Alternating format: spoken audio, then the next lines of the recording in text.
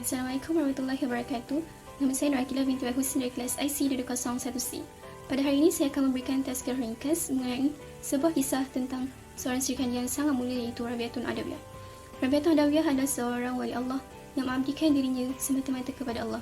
Beliau tergolong sebagai wanita sufi yang sangat terkenal dalam sejarah Islam. Bermulanya kisah beliau apabila beliau telah dilahirkan sebagai anak keempat Ismail Al-Adawi dan isterinya. Beliau berasal dari keluarga yang sangat-sangat miskin dari segi kebendaan, namun sangat kaya dengan peribadatan kepada Allah. Pada saat kelahirannya, beliau telah disambut dengan serba kekurangan. Bapanya menamakannya dengan nama Rabi'ah yang bermaksud empat, disebabkan beliau adalah anak perempuannya yang keempat. Pada malam tersebut, ayah Rabi'ah telah bermimpi bertemu dengan Nabi Muhammad SAW, di mana baginda bersabda kepadanya, "Janganlah kamu bersedih kerana anak perempuan yang baru dilahirkan itu.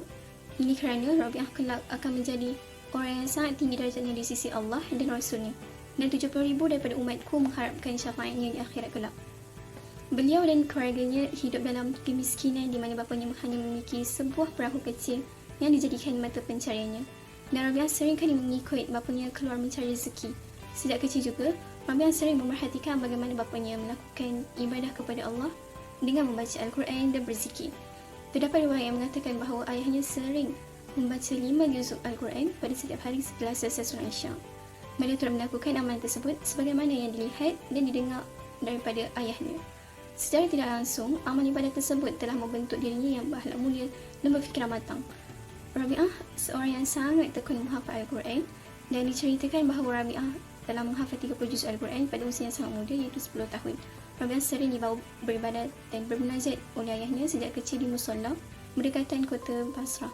Ayahnya mendirikan sebuah surau kecil untuk Rabi'ah mengasingkan diri dari kota Basrah yang sibuk untuk menempuhkan perhatian sepenuhnya kepada Allah. Semasa kecil juga, kedua bapa Rabi'ah telah meninggal dunia, yang menyebabkan Rabi'ah bersama kakak-kakaknya menjadi yatim piatu. Mereka mengharungi cabaran hidup tanpa bantuan saudara lelaki atau harta peninggalan bapa mereka. Tidak lama kemudian, kota Basrah dilanda kemarau yang sangat panjang, menyebabkan berlakunya kebunuran. Situasi ini telah memaksa Rabi'ah dan kakak-kakaknya meninggalkan rumah mereka untuk mencari makanan dan minuman. Namun, dalam perjalanan tersebut, Rabi'ah telah berpisah dengan adik-beradiknya, yang menyebabkan beliau terpaksa menumpang sebuah kabilah. Malangnya, kabilah tersebut telah diserang perompak dan Rabi'ah telah ditangkap, lalu dijual dengan harga 6 dirham. Rabi'ah dibeli oleh seorang saudagar yang bengis, dan beliau kemudiannya dilayan dengan pelayanan yang buruk dan dibebankan dengan kerja-kerja yang berat. Walau bagaimanapun, keadaan ini tidak pernah mematahkan semangat Rabi'ah untuk terus berbakti kepada Allah. Sampai habis tempoh masa Rabi'ah berkhidmat dengan majikannya, akhirnya dia dilepaskan oleh tuannya.